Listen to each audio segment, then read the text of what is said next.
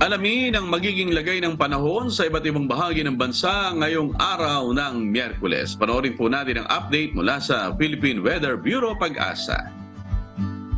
Makikita ho natin sa ating latest satellite images, huling namataan ang sentro ng mata ng bagyong Jenny na sa 270 kilometers northeast ng Itbayat dito sa lalawigan ng Batanes.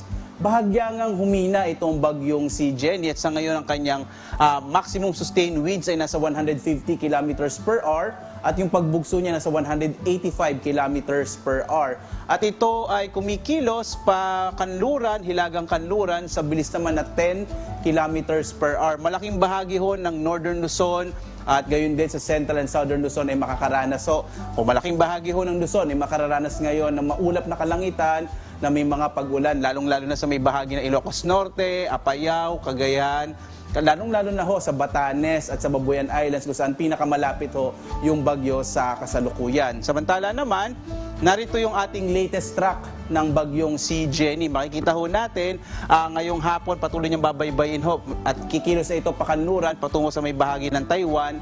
Bukas ho ng araw ng Huwebes ay posible itong maglandfall dito sa may southern part ng Taiwan at posible ho by tomorrow afternoon or evening, hapon hanggang gabi ay nasa labas na ito ng Philippine Area of Responsibility. Gayunpaman, patuloy pati inaasahan na palalakasin ito ang habagat na magdadala ng mga pag-ulan lalong-lalo na ho dito sa may western section ng Luzon.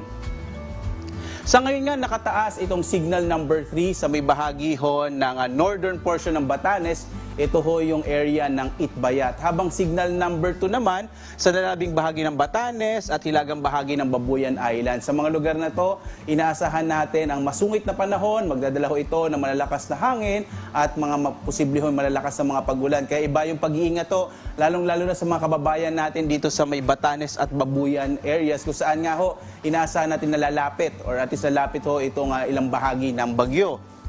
Signal number 1 naman sa nalalabing bahagi ng Babuyan Islands, nalalabing bahagi ng mainland Cagayan, hilagang bahagi ng Apayao at hilagang bahagi ng Ilocos Norte. Kaya asahan din ho yung mga pagbugso ng hangin dito sa mga lugar kung saan nakataas itong signal number 1. Iba yung pag-iingat to para sa mga kababayan natin. Samantala ho, dulot ng bagyong Jenny, inaasahan natin na malalakas sa mga pag-ulan ngayong araw sa Batanes at sa hilagang bahagi ng Babuyan Islands. Habang papalabas na yung bagyong Jenny, inaasahan pa rin natin yung mga pag-ulan sa ilang bahagi ho ng Batanes at Babuyan Islands. Samantala, ito naman ho inaasahan natin mga pag-ulan na dulot ng hanging habagat. Inaasahan ho natin yung katamtaman hanggang sa malalakas sa mga pag-ulan ngayong araw sa Zambales, Bataan, Occidental Mindoro at hilagang bahagi ho ng Palawan kasama yung Kalamian, Cuyo at Calayan. Bukas naman, asahan pa rin ang mga kababayan natin sa Zambales at Bataan, Pampanga, Bulacan, dito sa Kamaynilaan, Cavite, Batangas at Occidental Mindoro.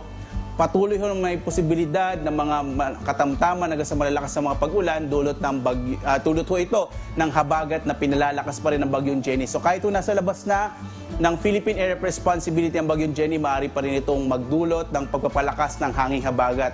Sa araw nga ho ng Biyernes, posible pa rin ang mga pag-ulan dito sa La Union, Pangasinan, Zambales, Bataan at Occidental Mindoro. Pagdating ho ng weekend, inaasahan ho natin malaking bahagi ng ating bansa, lalong-lalo na sa Luzon, ay makararanas ho ng generally fair weather pero yung mga isolated rain showers and thunderstorms ay maaari pa rin maranasan sa hapon hanggang sa gabi.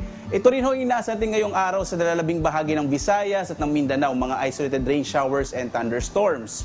Narito naman ho yung lugar kung saan delikado pong maglayag. May nakataas pa rin tayong gale warning sa may bahagi ng Batanes, Cagayan kasama yung Babuyan Islands, Isabela at Ilocos Norte. Delikado pa rin ho na maglayag yung mga maliliit na sasakyang pandagat at maliliit na mga bangka sa bahaging ito ng ating bansa dahil nga inaasahan natin na magiging maalon yung karagatan. Sa lalabing bahagi ho ng mga baybayin ng Luzon, inaasahan naman natin yung katamtaman hanggang sa maalong karagatan. Iba yung pag-iingat din po ang kinakailangan, lalong-lalo na para sa ating mga mangingisda at mga sasakyang pandagat. At napanood po natin ang update mula sa Pag-asa. Tandaan, sa bawat araw na ating nasisilayan, tayo magpasalamat sa Diyos na may lalang.